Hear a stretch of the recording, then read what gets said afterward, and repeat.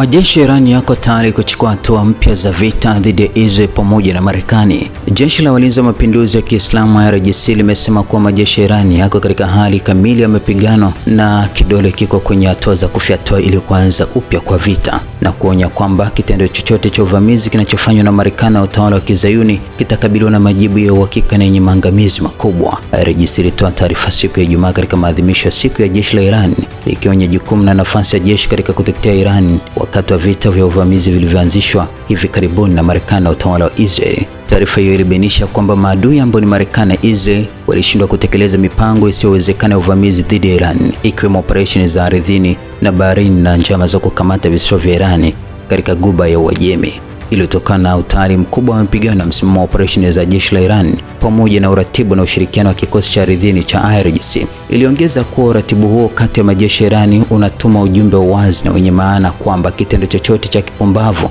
cha adui bila shaka kitakabiliwa na vita vya umauti kutoka kwa wapiganaji wa Kiislamu na kuacha aibu, kushindwa kwa kimkakati na fedheha tu. IRGC pia ilieleza kuimarishwa kwa uwezo wa ulinzi wa anga wa jeshi katika kuzuia na kuinda makombora na ndege za kivita za Marekani na Israel, utekelezaji wa operesheni za drone zenye mafanikio na zenye uharibifu dhidi ya malengo ya adui katika eneo lote, pamoja na kuimarisha ukanda usiopenyeka, usalama wa mipaka na operesheni za ufuatiliaji na shambulio katika bahari ya Oman kama dalili za utendaji wa jeshi wakati wa vita vya siku 40. Taarifa hiyo iliweka mkazo kwamba jeshi la Iran na IRGC kwa umoja, muungano, uratibu, mshikamano na azimio takatifu na chini ya uongozi na mwongozo wa kiongozi wa mapinduzi ya Kiislamu Ayatollah Said Mojtaba Khamenei wako katika hali ya kimya cha uwanja wa vita, lakini utayari upo kamili. Ilitilia mkazo kwamba jeshi la Iran na IRGC wapo tayari na wako tayari kutoa majibu yenye nguvu na yatakayosababisha majuto kwa kitendo chochote cha uvamizi au cha jinai kinachofanywa na adui wa Marekani na Israel na washirika wao dhidi ya Iran.